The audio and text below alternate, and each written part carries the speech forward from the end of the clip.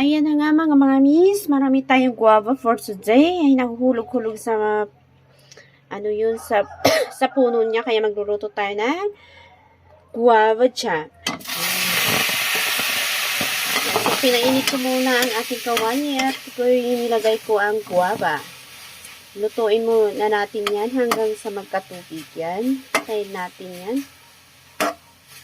Halo-haloin lang natin yan hanggang sa lumabas ang kanyang tubig. Yan.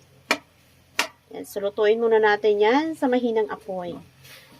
Ganyan muna yan. Balikan natin yan mamaya. Ayan. So, after how many minutes, lumabas na rin ang katas. Haluin natin siya.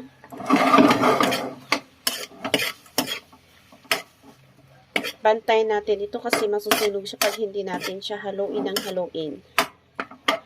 Yan. Kaya, kailangan may tiyaga yung magluluto ng ganito. Kasi kailangan natin haluin ito ng haluin. Ayan. So, this is not my first time to cook guava jam.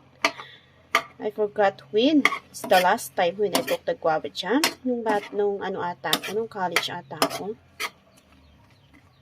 And yes, I remember when I was in high school na pumupunta-punta ako sa bahay ni na Auntie Marcia.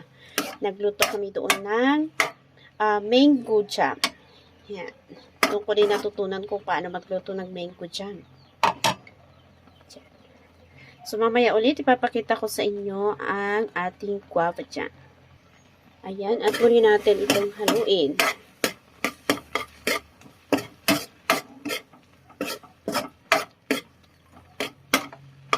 Ayan. So, kung napapansin nyo, nadudurog ng ating guava. Ayan ang ating bayabas. Nadudurog na siya. At, ayan. Tulungan din natin siyang durugin para madurog siya.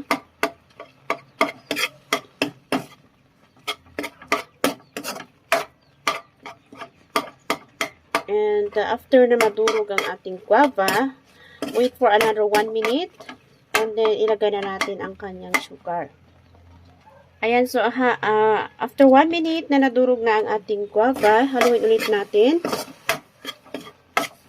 At ilagay na natin ang sugar.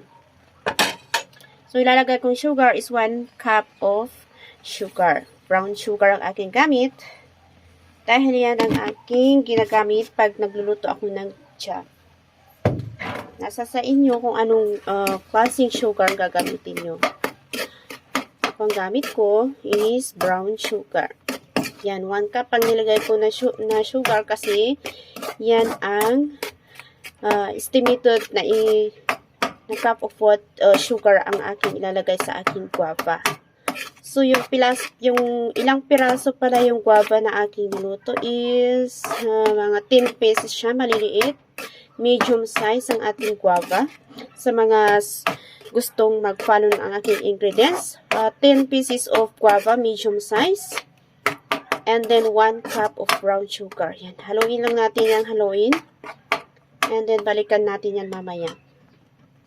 Ayan, so naaamoy ko na ang ating guava jam. Sarap ng amoy niya. Mapapadami tayo dito ng pandesal or loaf bread. Ay, mapapadami talaga tayo dito. So, yan ang ating gagawin mga mami sa mga guavas nyo dyan. Kung marami kayong guava dyan, kung may tanim kayong guava dyan na nahuhulog-hulog lamang, kunin nyo yung mga na-overripe, yung mga nahulog, hugasan nyo ng maigi, tignan nyo kung maganda pa siya, at lutuin nyo ng ganito. So, yan ang ating guava jam.